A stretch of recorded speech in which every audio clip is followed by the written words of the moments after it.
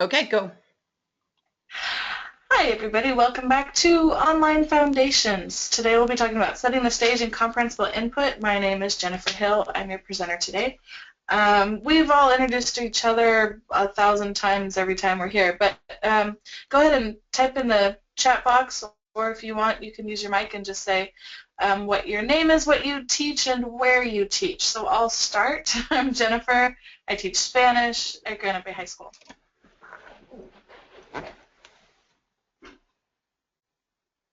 Anybody else? I'm Christine Lampier. I teach French at Thomas High School. I'm Julia Balcano. I teach French at Elk Grove High School. I'm Erica. I teach Spanish at Pleasant Grove High School. I'm Daphne Williams. I teach French and Spanish at Calaveras High School. And I'm Morgan. Carol Brown. I don't teach anymore. And Morgan typed in French 1 through 4 at Sheldon High School. Yeah, I find you French teachers, you have to do it all. That's a lot of work. All right, so let's get started here. Some reminders. The deadline to register for CSUS units is March 1st. Carol, would you like to add anything to that? No, but you have until until the class is over to sign up. And then Christine has an announcement for us regarding Blackboard transition, which will happen December 20th. Yeah, so we've known that this was going to happen for a while, but we got the official notification this week. The online StackCT, whoever is typing, can you mute your, it may be Julia or Carol, I don't know. There we go. Because you're really good touch typist. It was wonderful. So StackCT, which is the platform that we're using at Sac State to run the course, they are finally going to update to the newest version of Blackboard. And this is what they call a migration. They're migrating all the courses that are currently in the format that they are running right now into the new version, and they're going to do that over their Christmas break from December 20th on. So we got this message and it said, here's the schedule for migrating your courses. So I emailed the guy and I said, I'm not sure where we fit in this because we're not a semester course or a semester course, we're an all-year course. And he said, no, because you're in progress and you're all year, we're going to do your migration on December 20th, which is the first day, and it will be done that day.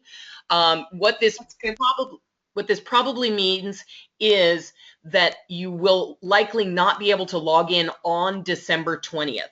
So if you were had your heart set on doing all of your work on December 20th, I've just crushed your dream. But plan to get on December 21st, Anyway, there should be nothing. Well, I won't say nothing different. I imagine that it might look a little different when we get back on because their color scheme might be different or something, but there should be no change in the way you log in or anything like that. And once we get on, when it's been migrated to the new platform, the facilitators will make sure we go on and check and see if anything, like any links are broken or anything like that, if we need to fix something.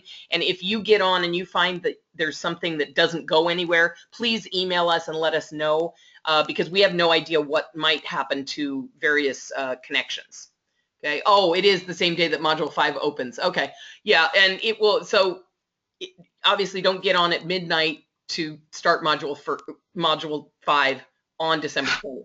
I would wait till maybe December 21st to log into Module 5. Just who knows exactly what time they'll be finished. I don't know. We'll see. Anything else, Christine or Carol? I don't believe so, no.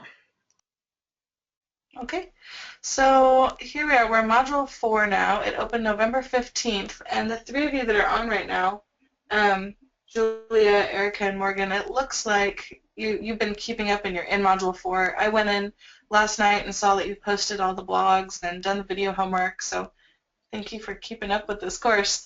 The office hours, so today's our live session, so office hours will be after the holidays, January 6th.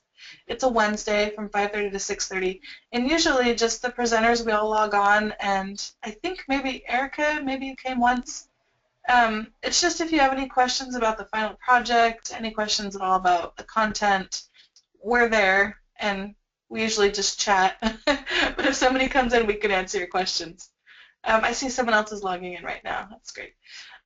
5 will open December 20th, but that's, again, the same day as the transition. And then the live session for that will be January 9th, another Saturday, 10 to 11:30, just like today.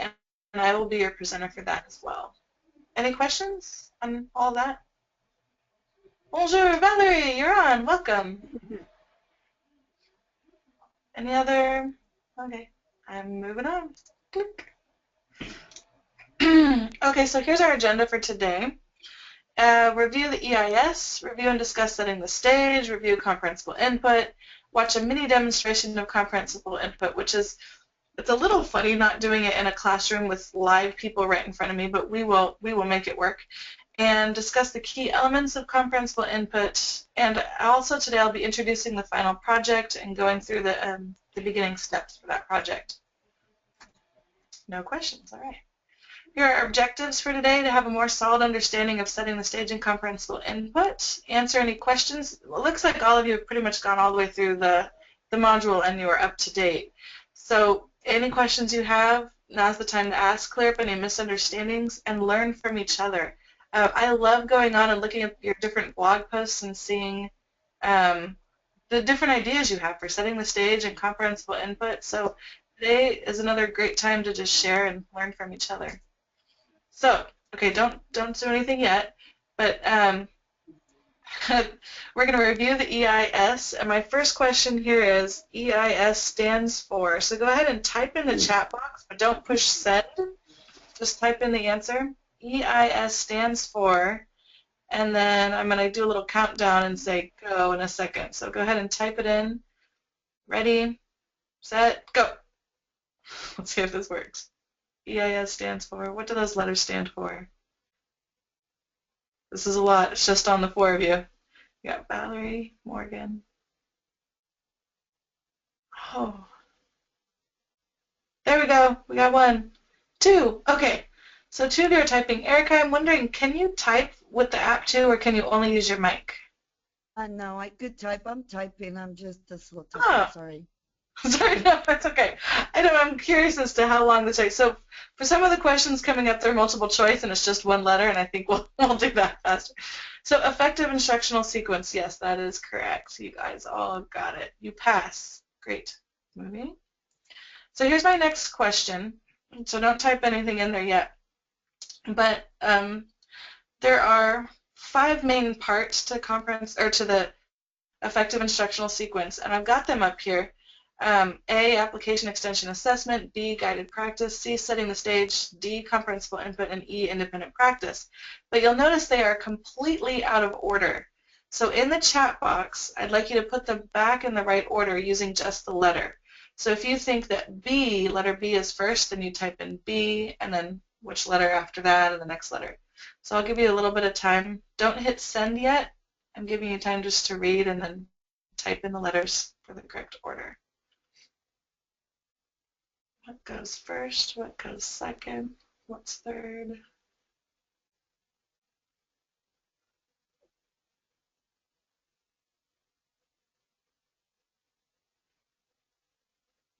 Okay, ready, set, go. This is like our whiteboards. I always do this with the whiteboards. I have them write their answers, and then I tell them not to put it up, and then I go 1, 2, 3, go, and then they put them up at the same time.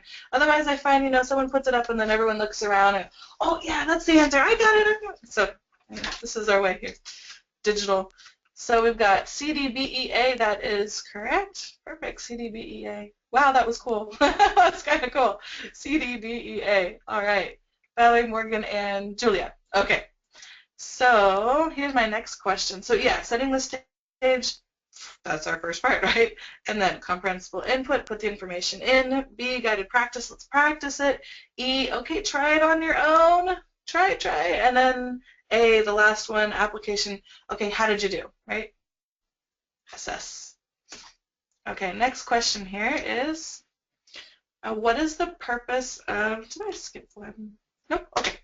What is the purpose of setting the stage? So go ahead and type in some answers in the chat window. The purpose of setting the stage. And for this, you can submit whenever you would like, because there are multiple purposes.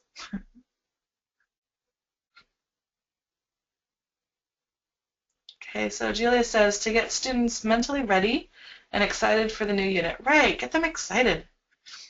It's the hook, spark students' interest. Perfect. To hook the students into the lesson. All great answers. Let's see, Julia, Valerie, Android, sorry, Erica, I'm going to call you Android. And Morgan, there you are. Getting students curious and interested, cluing them into the next topic. Exactly.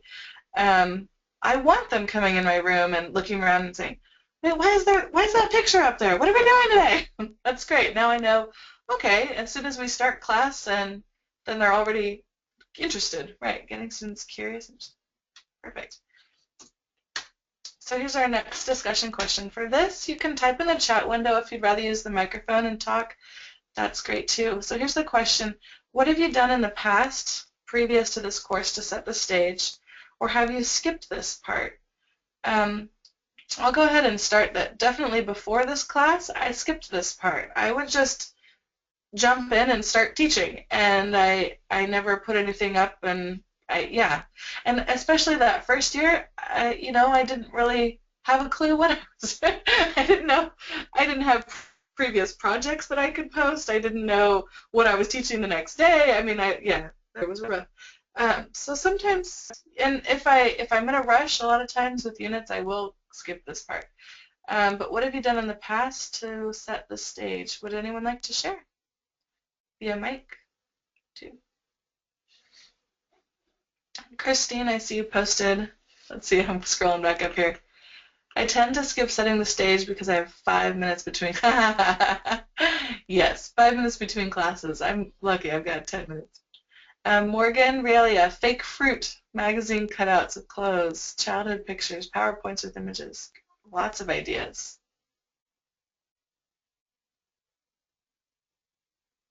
Childhood pictures. Morgan, were you the one, maybe it was Erica, someone talked about putting a picture up of them when they were a little kid. That's a really bad picture. I think that might have been Erica. It was Morgan. Oh, it was Morgan?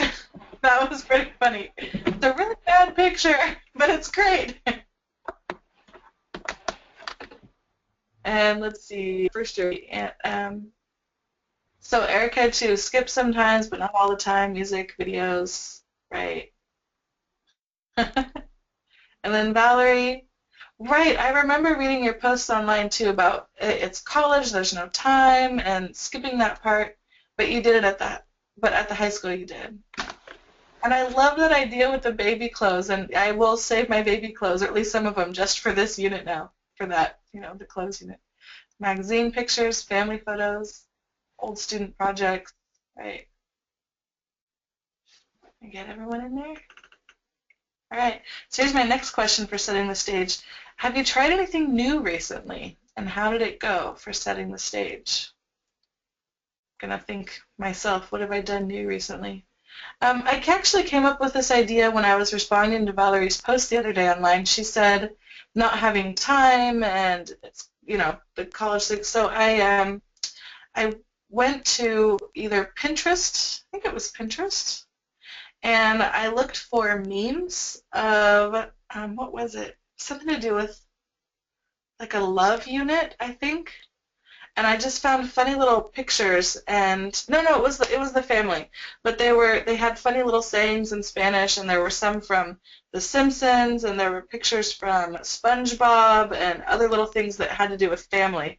And I just had 4 or 5 of them up on a PowerPoint slide when the kids walked in, and it really did grab their attention, especially in Spanish 1. They don't know what it says. They don't know all the words yet. So they're like, gosh, I wonder what that says. Do you think Senor Hill, does that mean what? And it definitely hooked their interest when they walked in. So let's see what some of the other things you have done. Erica put up student work samples. They do love memes, yeah.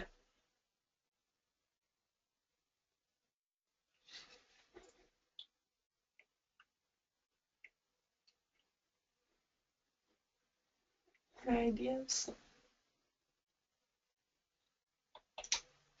Teacher wait time. Okay, I'm moving on to the next question here. What works and or hasn't worked for you? And you can speak with the mic or type. Works or hasn't worked for you?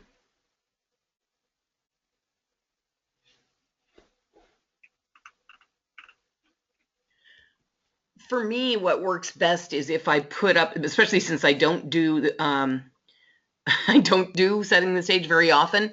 It always takes them by surprise if I do. So if I have up some sort of pictures on the whiteboard, for example, clipped to the whiteboard, whereas they normally walk in and it's blank.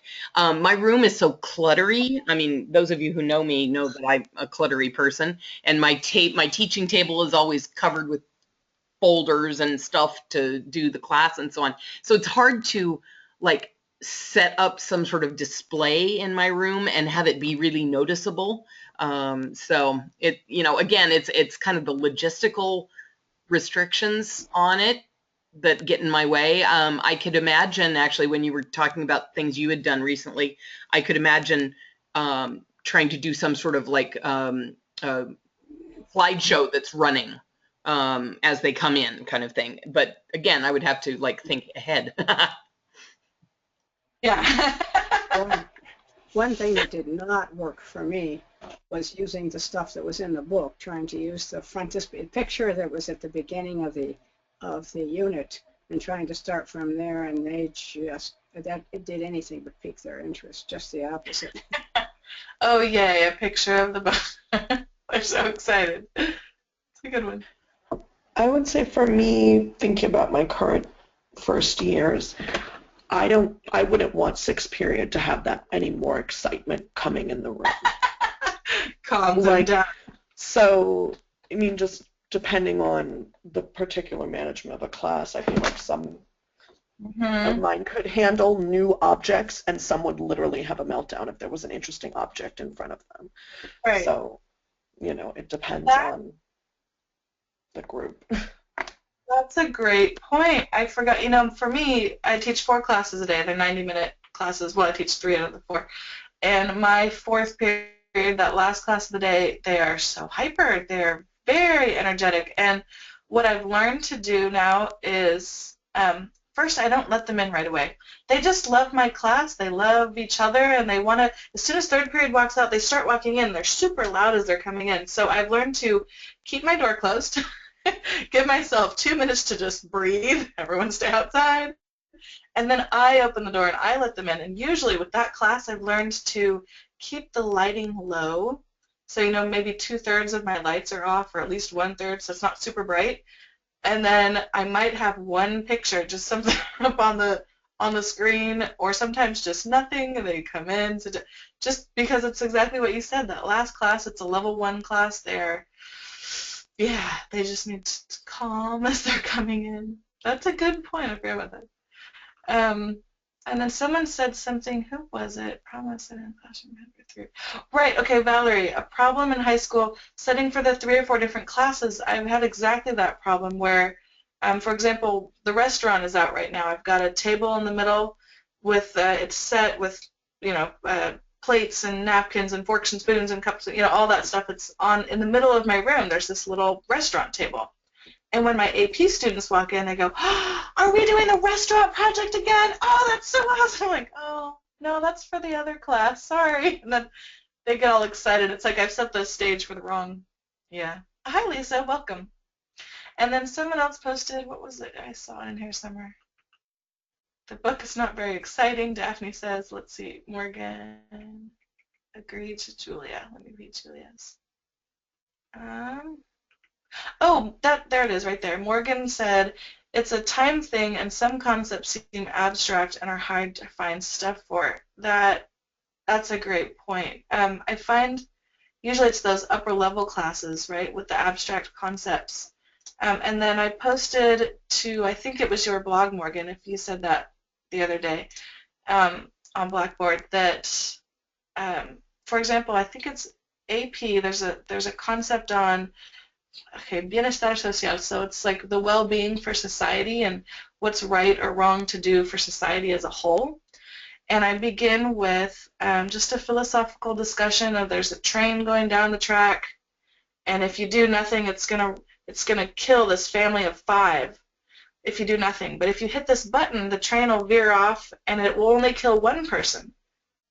So do you hit the button, or do you not hit the button? And I draw a picture of the train track so they can kind of visualize it as I'm explaining, and we just begin class that way with just a discussion. Well, go ahead and hit the button. Killing 1 person, that's better than killing 5. Well, okay, but what if that's the person you love most in the world? What if that's your mom or your dad or your brother or your, and then well, I don't want to kill that person. Let's kill the 5. They go back and forth. But it's, okay, now that we get into the discussion about society and doing things that, anyway, wow, what we do affects the people around us and all that.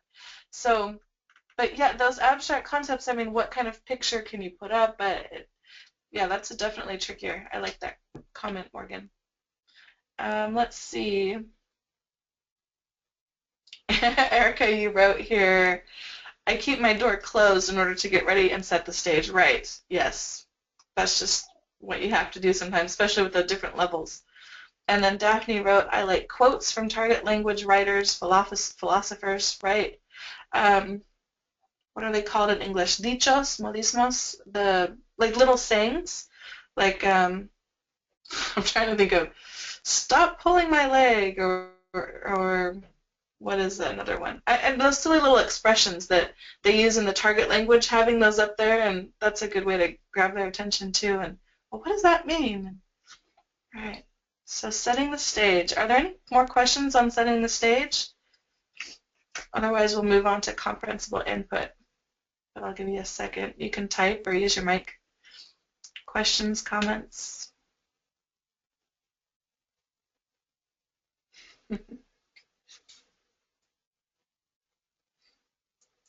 Using my wait time there.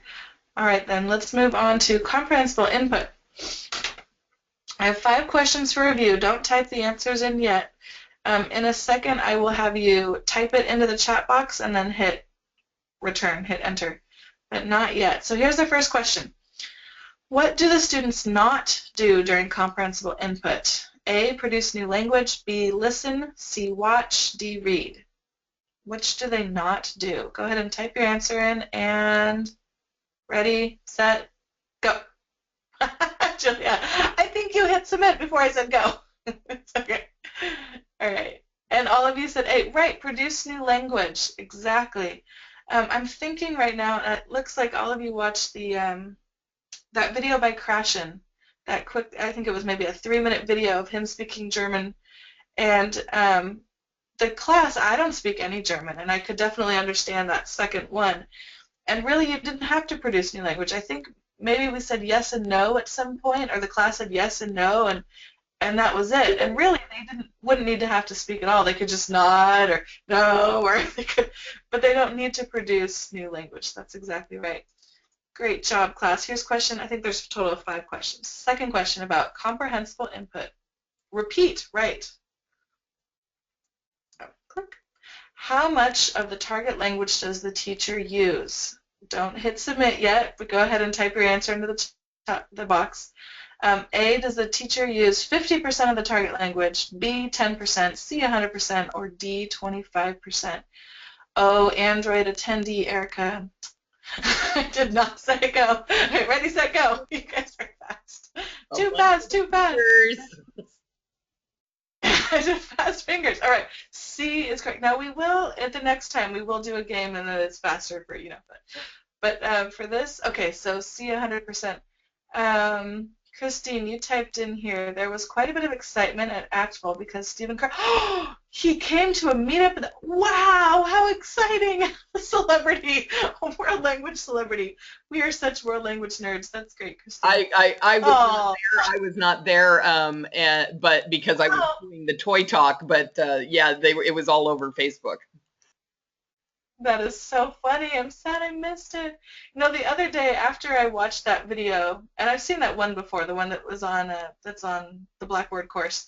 It links to a whole bunch of other videos that people have filmed of him, and they're so old. But I'm sorry, what is that, like from the 70s, the 80s? I don't know. It seems like from a while ago. These videos, they're kind of in the clothes, and you can tell. At least the 80s, if not the 70s. You can tell from the fashion. Right. Right. But my husband got so annoyed because I just kept playing video after video after video because I was obsessed about everything he had to say. And wow, oh, that's a good idea. Oh, I never thought of it that way. Anyway, how lucky you got to meet him. Early 80s. Okay, thank you. Early 80s. All right, here's our review question number 2. But yeah, so 100% in the target language. I think possibly that's I do get observed. I was just saying before we logged on here, I get observed frequently because of Nicole Naditz, who put me on some list saying go observe Jennifer in Granite Bay to all the San Juan Unified School teachers. And they come out to watch me, I think, partly to see what does that look like. 100% in a level 1 class? Can't do that. They don't know any Spanish yet. They don't know any French. Yes, you can. And it just takes exactly like we've talked about comprehensive, but lots of repetition and gestures and visuals, and it can be done. And I'm just going to throw this out there. I think one of the best ways to improve our teaching is to observe other teachers. And Christine, I've gone to observe Christine and Nicole, and who else have I gone? Other teachers from the Capital World Language Project, and I think I speak for all of us when I say that our doors are open. Come by anytime to observe. Daphne, I'd love to get out and see you sometime too. And it's a simple, for me, I just talked to our administrators and said, hey, I've got 2 teachers in our first year. Can I take them out to go see these other amazing teachers over at Natomas and Bella Vista? And they sign off and they get, they paid for our subs for the day, and we got to go observe. I find that come to my country, Daphne. I would love to come to your country. But I feel like that's how I've learned everything, aside from these classes, is going into classrooms and observing and seeing how other teachers do it. And it might be something simple you pick up, like how they administer their tests. Oh, I like how they pass it out that way, or they did that, or they did this, or just the way that they do participation in their class, or engaging activities. I always learn so much from observing. And usually I'd find administrators are willing to sign off on that. That's from my experience. Maybe I just have nice administrators. I don't know. All right, question number 2, or 3. Sorry, question 3. Click. Here we go. Input +1 refers to, now type your answer into the box, but don't hit submit until I say go. So input +1 refers to, I'm repeating my instructions. A, what the students produce before the comprehensible input begins. B, the amount of information taught is a tiny bit beyond what the students can do. C, what the students will be able to do at the end of the unit. D, I have no idea. I like putting those in there sometimes. Ready, set, go. Yay! We did a good job.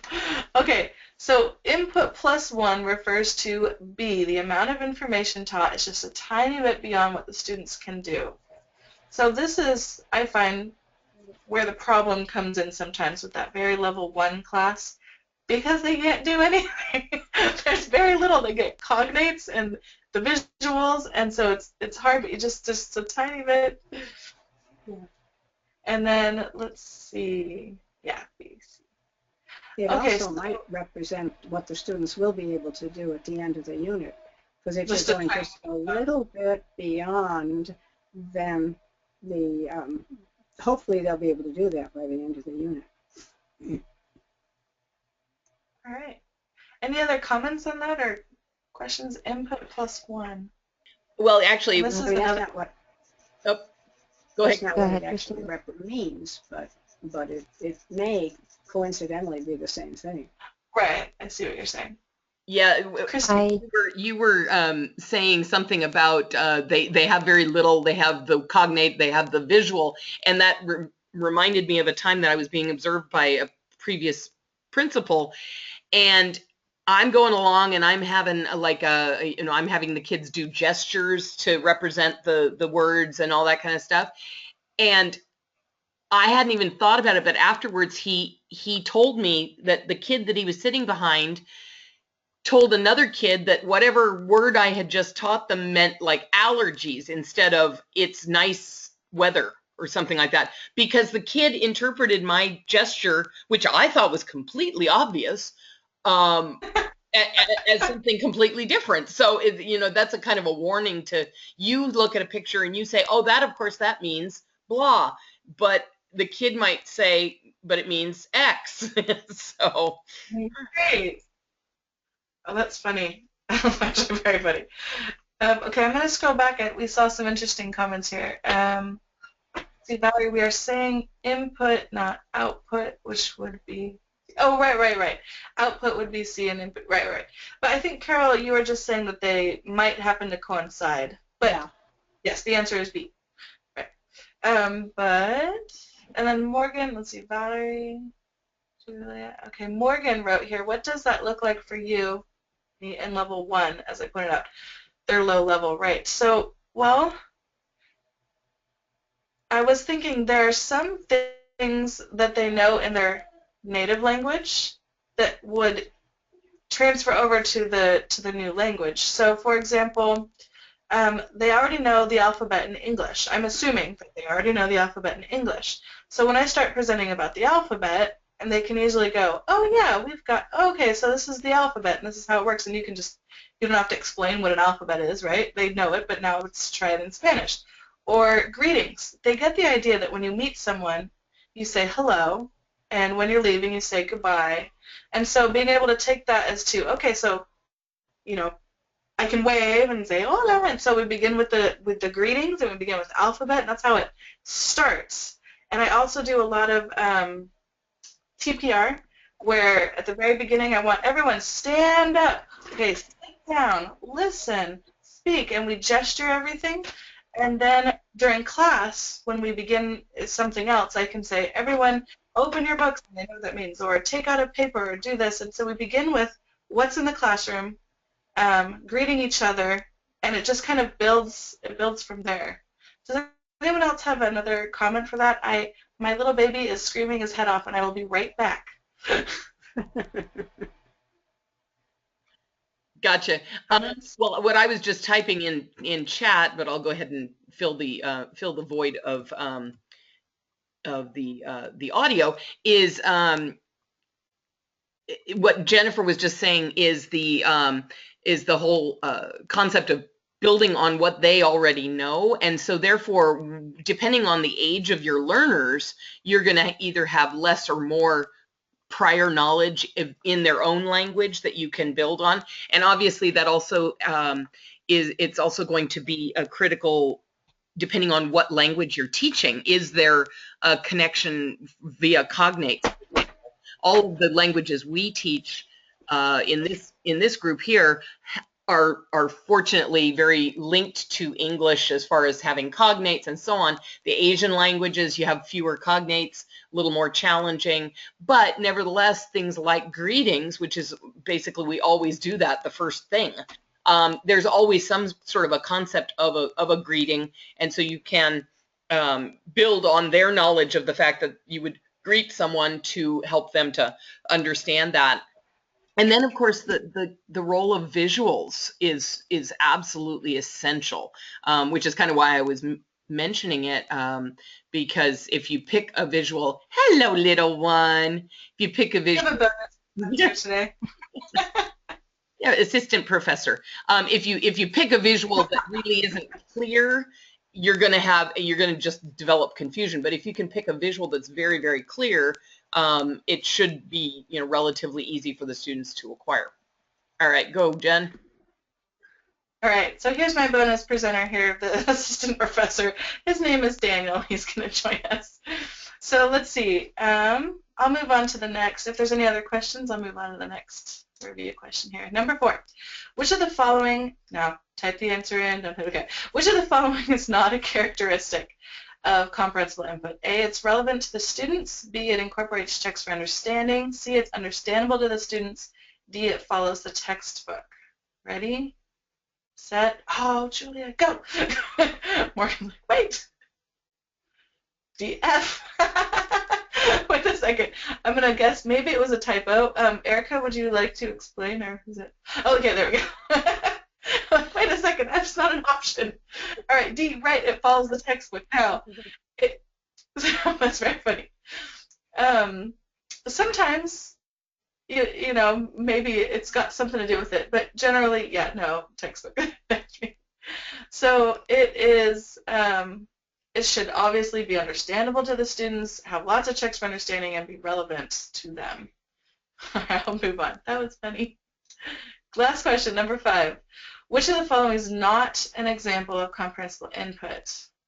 A, students listen to teacher introduce new vocab for sports and respond with actions, total physical response. B, teacher tells a children's story to the class with props. C, students write about their future plans for the weekend. D, students listen to teacher talk about her daily routine. Teacher uses pictures to present. Ready, set, go. You guys are so fast, I thought I'd just go. He's watching, huh? It's a bright white screen. He likes the colors probably. And everybody put in C, students write, right. Remember in the very beginning we said, what do they not do? They don't produce new information. And by students writing about their future plans for the weekend, that would be producing, it looks like he's reading, producing new information. So there, yeah, that's right. Okay, so C. And those are actually all the ones on there, some good ideas for comprehensible input. One thing, I don't think we mentioned this anywhere in the presentation, is, you know, at least personally, I don't like to do the same type of comprehensible input every time. So if I use pictures for one unit, then the next unit we might do TPR, total physical response, and I get them acting out the sports. For example, with sports, we always have them act out baseball and soccer and football and golf and all that. And if I do that, then maybe the next time I'll do a story with comprehensible input. Or for daily routine, I like to lay out a whole bunch of chairs and put a blanket on top and pretend like it's a bed. And I turn all the lights off.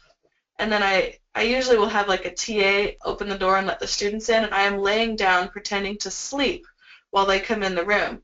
And then when they come in the room, I've set my phone usually to go off as an alarm. And it goes off, and I'm mad, and I want to turn off my alarm. I don't want to get up, and I stand up, and I go, oh, okay, I'll get up, I'm getting up. And so I use, you know, to teach the reflexive verbs to talk about what I'm doing, and that's a, Valerie, I just read your comment. That's great. Who am I talking to? I'm talking to this. Anyway, yes. Sorry. So, but that's another way that I do for comprehensible input. And I have something I like to do that's kind of different for every unit. It's, you know, it's a lot of work, but I try to just vary it. I love your comments. All right, so that was the last question for review question for comprehensible input. Now, we've talked in the module a lot about the frequent checks for understanding throughout.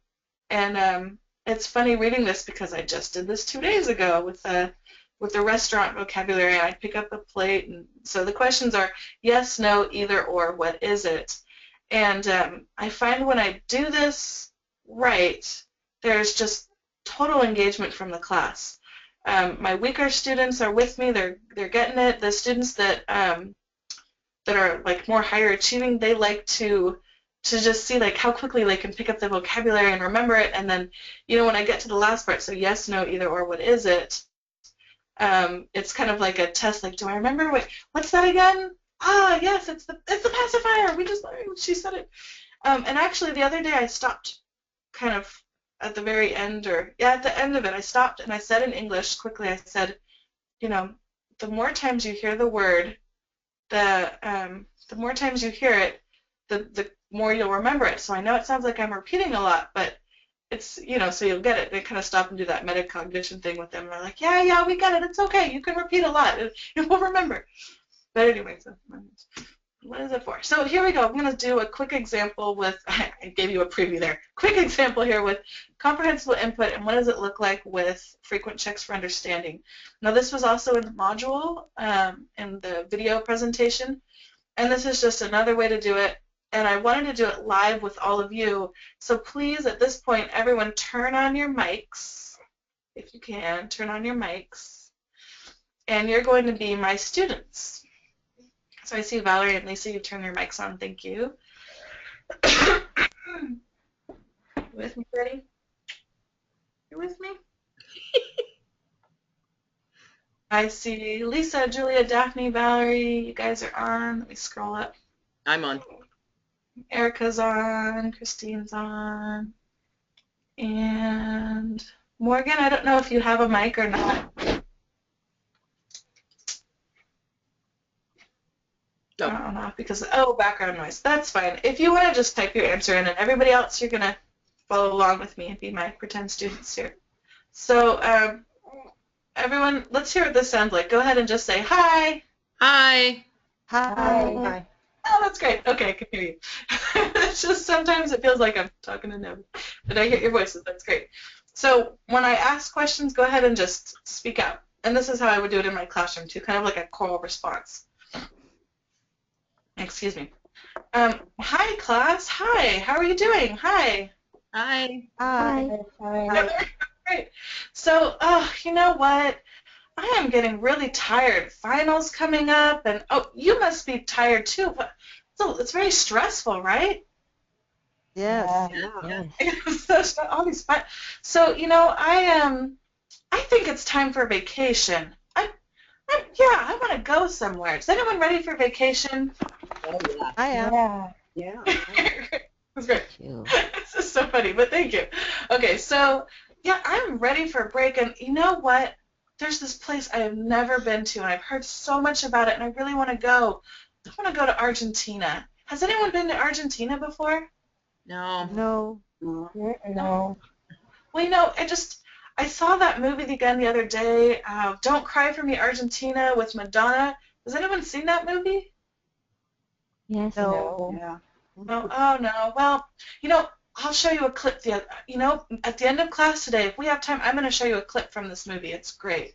But so I see that movie, and I know about the tango dancing and steak. Oh God, I love steak. Look at that picture right there, and those empanadas. And you know what? Yeah, I'm going on vacation. I'm going to go to Argentina. I don't know if I'm going to take my kids. I might take them, but we'll see. All right. So, but vacation to Argentina. Yeah. Now, when can I go? Oh, Christmas break is coming. Oh, I'm so excited for Christmas break. That'll be perfect for winter break. I could go in a week or so. Okay. Now, let's see. Argentina is a huge country. I need to pick a place. I think I'll go to Buenos Aires. That's the capital, right? Yeah. Okay, I'm going to go to Buenos Aires. And now I need to do some research. And I've done a little research on Buenos Aires, and I found these places. This one is called Caminito Tango. And when I get off my airplane, I'm going to head to this restaurant. I've seen some good reviews for this restaurant. And this restaurant has the steak that I'm looking for. When I get off the plane, I'm going to the restaurant. Everyone repeat, restaurant. Restaurant. Restaurant.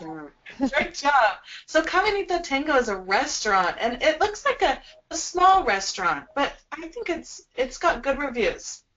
And then after I go to the restaurant, I think I'm going to need to do some walking. I mean, all that sitting on the plane. So after the restaurant, I want to go to the park. And this park is called San Isidro. It's a park. Repeat after me. Park. Park. Park. Great. And repeat. Restaurant. Restaurant. Restaurant. Park. Park. Park.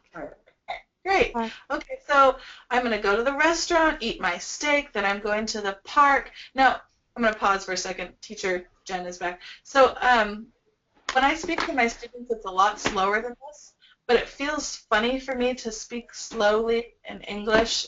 You all speak English, so I'm a little faster than I should be, but I'm going to continue. So I'm going to the restaurant and then the park, and after I do that, well, gosh, I want to go shopping. So I'm going to go to Alto Palermo, which I also found good reviews on, and it's a mall. So I'm going to go to the restaurant, eat my steak, then I'm going to the park for a good walk, maybe take some pictures and stretch, and then I'm going to the mall to go do some shopping. So everyone repeat after me, mall. Mall. Mall. And one more time, repeat, restaurant, Restaurant. Restaurant. Park. Park. Park. Mall. Mall. Right? Okay, now the vocabulary is going away. Okay, Caminito Tango. Is that a park? Yes or no? No. No. No. Oh, it is not a park. Is it a restaurant? Yes or no? Yes. Yes. Yes, Caminito Tango is a restaurant. San Isidro, is that a restaurant? No. No. Is San Isidro a mall? No. No. Is it a park? Yes. Yes. Yes. Yes, it is a park. Alto Palermo, is that a park? Yes. No. No. No. Is it a mall? Yes. Great job. Okay, so Alto Palermo is a mall, and San Isidro is the park, and Caminito Tango, the restaurant. Okay, let's look at San Isidro again. Is that a restaurant or is that a park? A restaurant. Park. Oh, San Isidro is a park. Yes, San Isidro is a park. Is Alto Palermo a mall or a park? Mall. Mall. Very good. It's a mall. Is Caminito a mall or a restaurant? And I'm pointing to it, but you can't really tell. Caminito Tango, is that the mall or the restaurant? Restaurant. Restaurant. Restaurant. Great job. What is San Isidro? Park. A park. Park. What is Caminito Tango? Restaurant. Restaurant. Restaurant. And what is Alto Palermo? Mall. Mall. The mall. Very good. Okay, repeat one more time. Restaurant. Restaurant. Restaurant. Park. Park. Park. Park. Mall. Mall. Mall. Great job. Okay, so those are our three no words, and then from there I would probably move into having them practice with a partner. And a lot of times I'll have the pictures on the table in front of them, and now they're producing, and we're moving into guided practice and other things from there. And I wouldn't usually just teach 3 words. I would teach, probably 7, Mm-hmm. and on my block schedule, maybe 10 in a day.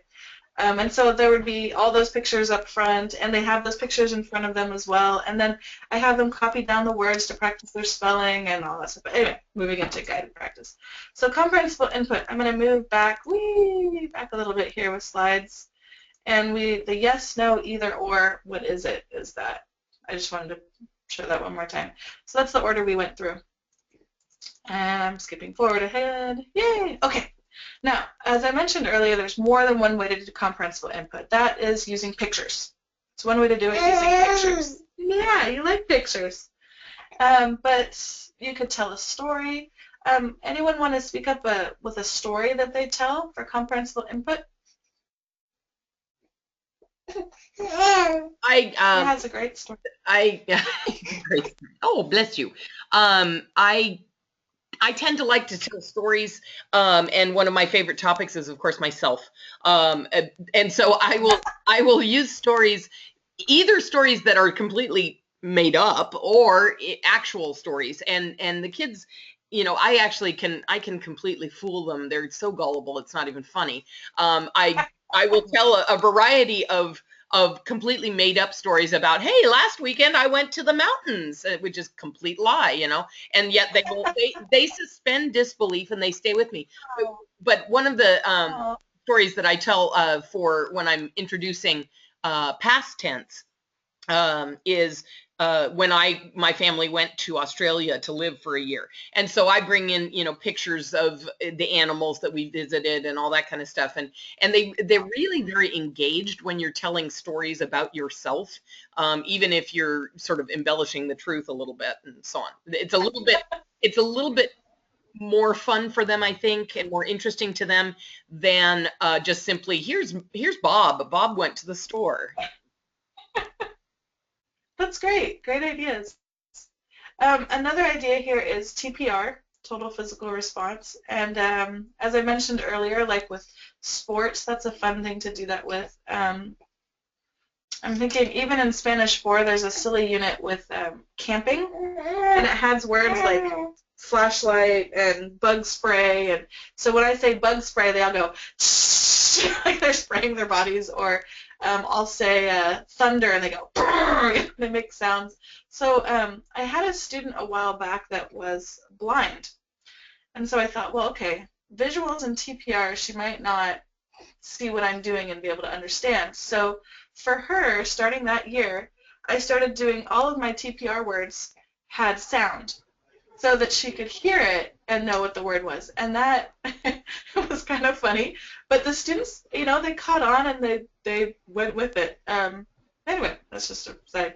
TPRS, okay, I've heard multiple things with TPRS that it can be different things, but the S that I'm going with here is the storytelling one, where you just tell a little bit of a story and then you get input from the students. And then this is, what's his name?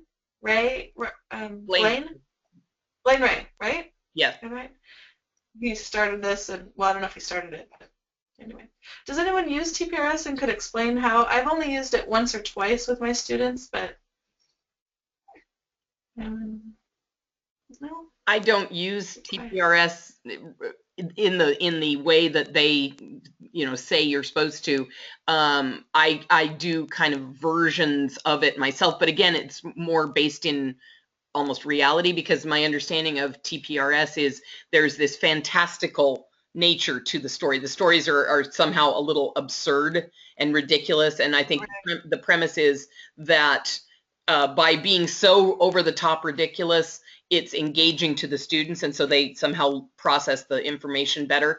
One of the I see real sort of issues with TPRS, especially as an exclusive method of teaching, is that it is very, very much not culturally embedded or appropriate. It's kind of made up things that don't have any kind of relation to any particular target language culture. So again, just like any methodology, no one methodology is the one to use exclusively, and so on and so forth. So there's appropriate times to use this kind of vehicle. And now if you get in an argument with someone who is a devotee of TPRS, put your armor on. That's all I can say. Nicole has various people who will basically attack her on Twitter because of their particular bent and so on and so forth. So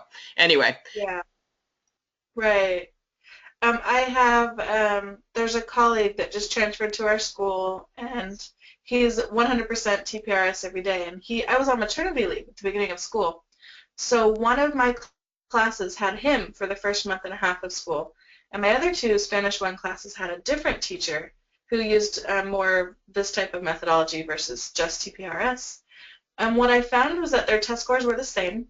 They both performed very well, because I got them the day before the midterm. So they all took the same midterm exam, and then I was kind of able to see how they've been learning. And the TPRS kids, they did very well, but they all just told me that they were bored. That was their only comment, was they were really bored, and just, they said, you know, in the beginning the stories were fun, but then it was another story and another story, and it was the same.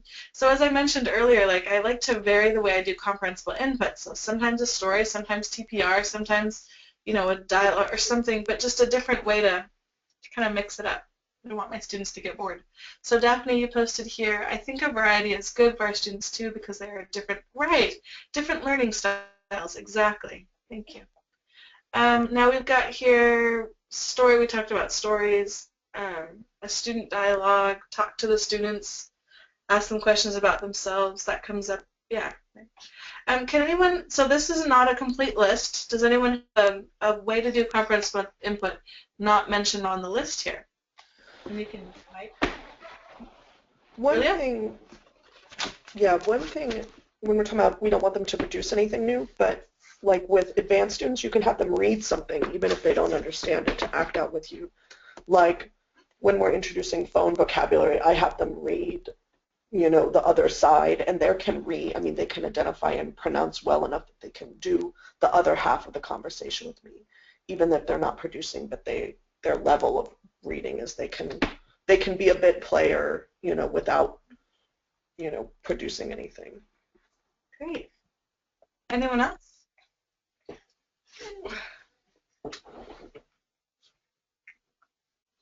He just wants to look at the bright screen.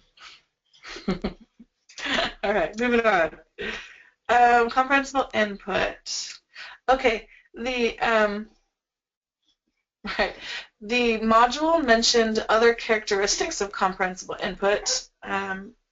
So go ahead and think of one of those other characteristics that we talked about there, and type it into the box, and go ahead and submit your responses when you're ready.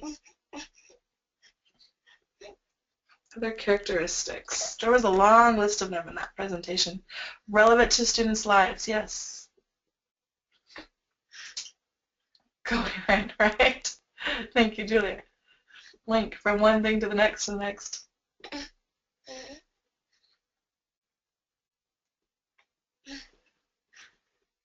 Student production limited, right.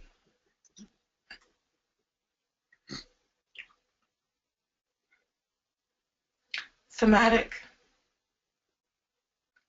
Imitate, then create. I love that. It even kind of rhymes. Imitate, then create.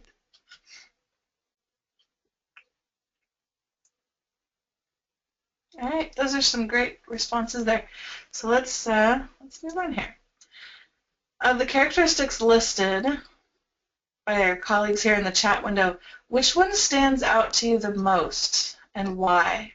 And we've talked about some of the others. Let's see. Interesting, cognates, visuals, repetition, 100% in the target language. Trying to think what else. Which one of those stands out most to you and why? Go ahead and type your answers into the chat box. Or if you'd like to use the mic, that's fine too. Shut up. Hey,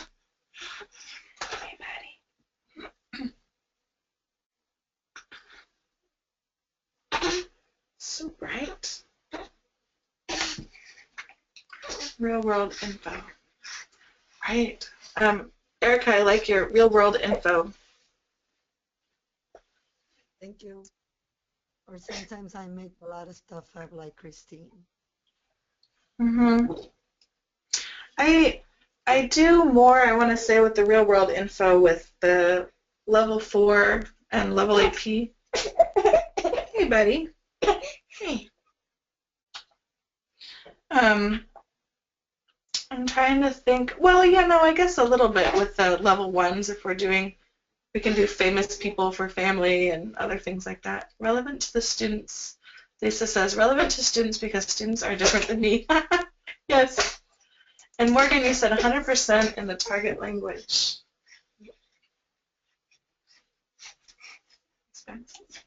Hey, Betty. Any further questions on comprehensible input?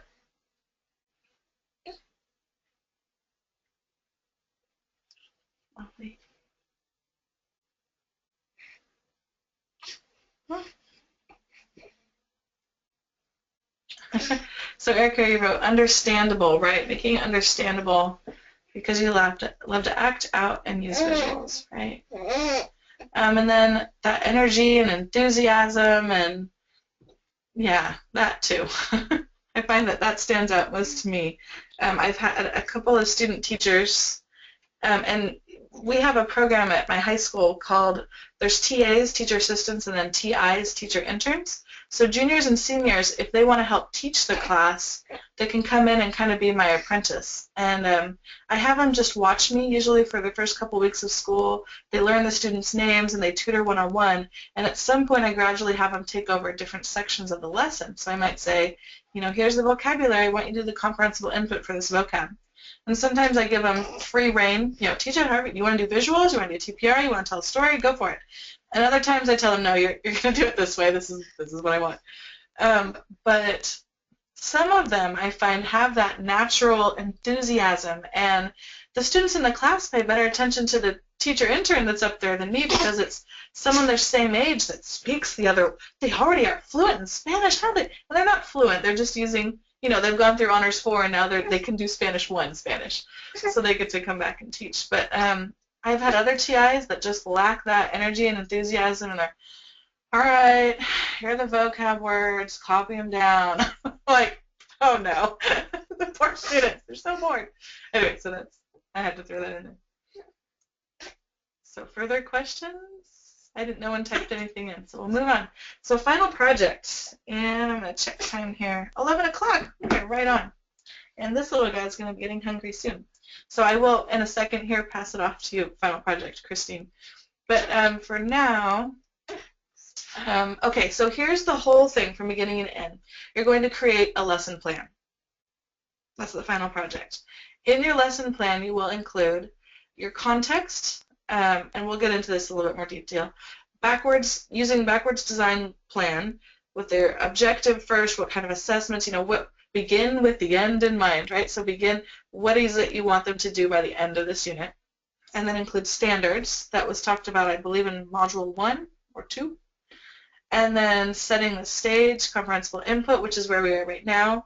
The next module will go into more guided practice, and you'll need to create an activity that's mechanical, meaningful, and communicative. Independent practice, 2 different types of activities, and an application extension. And for this project, we want you to create a lesson plan that you would actually use. So a course either that you're currently teaching or you'll be teaching next term, and creating a plan for that. Oh, here, there's the modules right there. And then, so here, teaching context. So this was created, I think Christine or Nicole, you created this a while back. Yeah. I'm going to let you jump in here. This for Hilmar. You going to let me take it? Yes. Okay, I'm going to transfer over so that I have it on my computer. Make me the presenter. Oh. Okay. All right, hang on a sec. I got to share my screen. There we go. Present. So are you able to see my screen now? It should be the final project slide. Yes. Yes? Okay, good. All right, so where am I? There I am. Okay, so the template, this template that we're seeing on the screen is on the course website, and I suggest, if you haven't already done so, that you, oh, here, I can turn my, hello, everybody, that you go to the course website and go ahead and download this this PDF so that you can refer to it and so on. You will also find a copy of the blank template as a Word document that you can download, and our intention is for you to type into this as you're going along. I think as a blank document, it's about 10 pages long, but it's going to get bigger as you add to it because it will go ahead and scroll. So the very beginning part of this is, first of all, deciding what lesson are you going to be, or what unit basically are you going to be dealing with, and hopefully you've given some thought to what topic or theme you're going to use. In this case, it's a family one, and the very first part is just defining the context.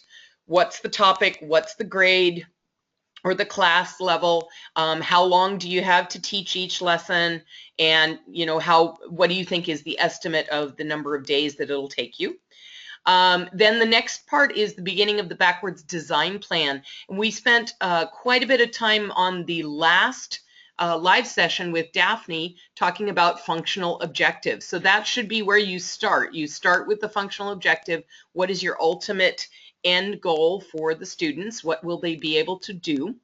Then that functional objective is going to drive the assessments that you believe that you will be doing, whether they are formative and or summative.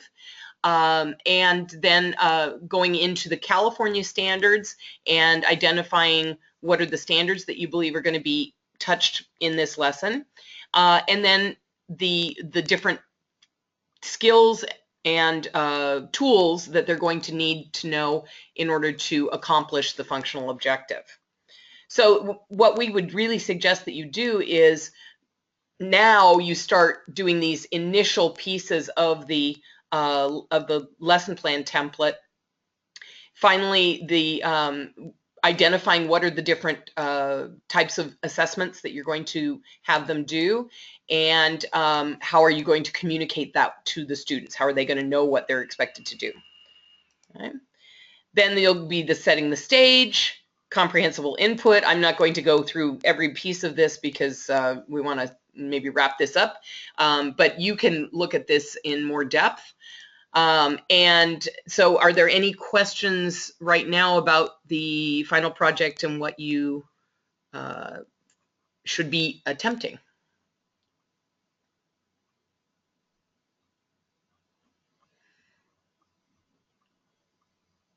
No questions? I'm not hearing any questions. Okay. So as I said, we'd like you to get started by at least downloading the template and then the sample template, just so you have something to refer to. And then begin giving some thought to what is my topic, what theme do I want to write my lesson for, and so on. This does not, by the way, this does not have to be taught this year. You don't have to teach it before the end of our course. This could be, I want to work on my opening unit for French 2 for next year. That's fine. It doesn't have to be something that you then teach, but if you decide that you want it to be something that maybe you're going to teach in February, that's fine also. And then you can give a little reflection on how it went as well. Okay. All righty. Let's see. Oh, thank you for being with us today. Oh, when is it due? Thank you, Lisa. The final project will be due when we do the final presentations. The final presentations, if I can remember correctly, are in April. I want to say the second weekend in April, and that's where we will all get on. We will get on GoToMeeting, and we will have you, I'll give each one of you presenter privileges, and so you'll show your PowerPoint or Google Doc. We've given you a PowerPoint template to put information on. We'll talk about that a little bit later. So the PowerPoint template, or if you're going to do a Google Doc, that, sharing the Google Doc will be due, I think, a week before that final presentation meeting. And then when on the final presentation meeting, you'll run through your PowerPoint slides or Google slides and explain to us what your lesson is going to be comprised of. How are you going to do comprehensible input? What are you going to do for the guided practice and so on? And so that'll be in April. Okay. April 16th. I found the date. April 16th. Right. Okay. Any other questions? That was a good question. Thank you, Lisa.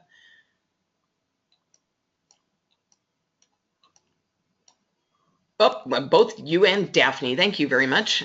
I just can't follow the chat. Okay, and as just a couple of reminders, because a couple of people arrived late, our next office hours are January 6th, so after break. That gives you some time to, catch up on things or begin working on the final project template, because I know that that's all you need to do during the break. But that might be a time for you to get some things caught up. And congratulations again to a majority of you who are really staying current on the modules. That makes it very much less stressful for you. So we are meeting. We have office hours available on January 6th, and Module 5 will open, quote unquote, on December 20th. However, as I announced earlier, that is the day that they are going to migrate our content, our course content, over to their new platform. They're upgrading the Blackboard platform at Sac State finally, and so we're hoping that that goes very smoothly. We got word this week that because we're a course that is in progress, they're going to migrate us on December 20th. We're the first ones to go, and it should be done that day. But what is likely to happen is that we won't have access to the platform on December 20th. So do not try to get on December 20th. I leave it until later, 21st, 22nd. Oh, I don't know, Christmas Day, that kind of thing. You don't have anything else to do. And again, we will get on and check our content to make sure that all the links are still live and there's no issues with, but we know what happens with transitions and migrations. So if you get on and you find that something doesn't work, please let us know. Please email and we'll check into it ASAP. Okay. Yeah. Yeah, just what we wanted is a migration on Blackboard. Yeah, this is great. Actually, what we're hoping is that because we're in GoToMeeting this year because it was impossible to use their online meeting site. So we're hoping now with a new platform, we'll be able to go back to using their virtual classrooms, which are actually a little more useful to us than GoToMeeting. But GoToMeeting is working for now. Okay. All right. Well, we wanted to thank you again and keep up the good work. And I wish everybody a happy holiday and a restful break. I know I need the rest. I don't know about you. Yes, thank you everyone coming. Thank you, Christine, for stepping in too. Oh, no worries. No worries. Hi, Daniel. Bye, Daniel. He looks very worried. He does. Very worried. He does. But you can see a face now, so that's good. I'm going to close